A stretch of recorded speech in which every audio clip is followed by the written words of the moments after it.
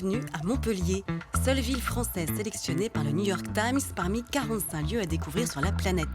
Car ici, les tramways sont décorés par Christian Lacroix, l'urbanisme est élaboré par des architectes de renom comme Jean Nouvel, Ricardo Bofill ou Zaha Hadid. C'est donc dans le quartier récent de Port-Marianne qu'un temple du design est né, le RBC. Il est signé Jean Nouvel qui a aussi conçu tout à côté la mairie de Montpellier comme un cube. L'architecte a imaginé cette fois un meuble géant rempli d'étagères. Quand j'ai rencontré Jean Nouvel pour parler de ce projet d'aménagement et de réaliser ce bâtiment, on avait possibilité sur ce nouveau quartier de faire un R+2, d'avoir un rez-de-chaussée et 2 étages.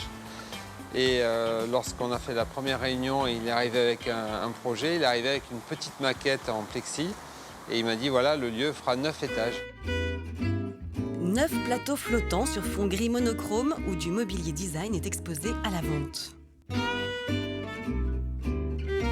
Une des grandes idées a été la question de la couleur, c'est-à-dire qu'on se retrouve dans un espace qui est entièrement gris, sur lequel vont pouvoir s'appuyer un certain nombre de dispositifs spatiaux pour pouvoir voir le mobilier.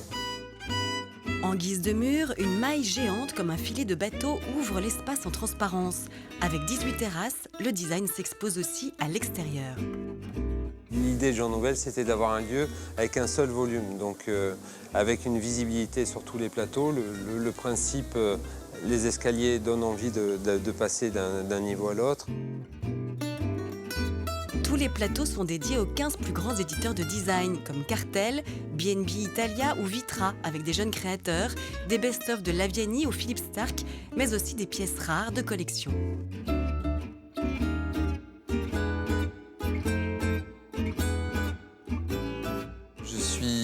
Dans un meuble de Werner Panton qui date des années 60. C'est vraiment un meuble qui fait penser à l'univers de 2001, l'Odyssée de l'espace. Werner Panton avait participé au décor de 2001 et c'est vrai qu'on est tout à fait dans cette esthétique-là.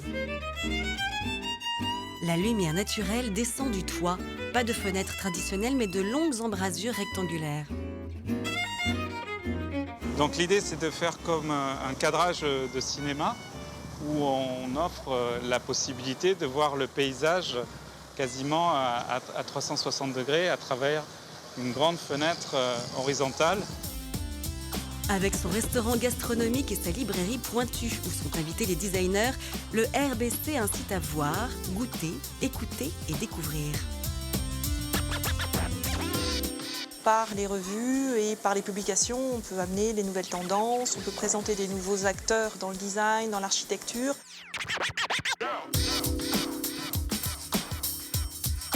Alors que normalement un magasin, c'est simplement pour faire du magasin, pour acheter des choses, là ça devient une expérience.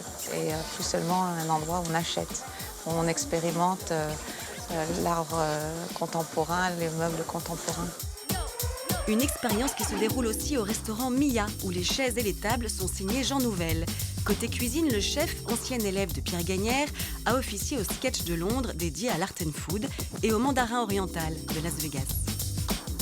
Mon travail va être finalement de m'approprier des produits exceptionnels de la région et de les mettre en scène au mieux sous 4 thèmes, du petit déjeuner, déjeuner, l'après-midi, plus une petite touche gastronomique sur le dîner, sur le soir. L'expérience continue jusque dans les cuisines en exposition qui serviront de décor pour des cours du chef le soir ou des animations gastronomiques à midi. Tous les midis, du mardi au samedi, on a un cuisinier qui fait des vrais petits plats et les serveurs de restaurant viennent chercher les petits plats et les emmènent directement à nos clients du restaurant. La nuit, le RBC Center se dessine encore autrement sous les projecteurs. Donc j'ai demandé à Yann Kersalé, qui travaille naturellement avec Jean Nouvel depuis plus de 20 ans, de faire un projet lumière sur la façade côté sud. Donc chose qui a été faite en intégrant des barres de LED vidéo qui vont se refléter à terme sur un grand miroir d'eau de 1600 m² qui sera livré en fin d'année. Car juste à côté, il y aura bientôt un spa décoré par Philippe Starck et une galerie d'art. Dans un quartier destiné à devenir un pôle culturel de la ville, le RBC a ouvert la voie.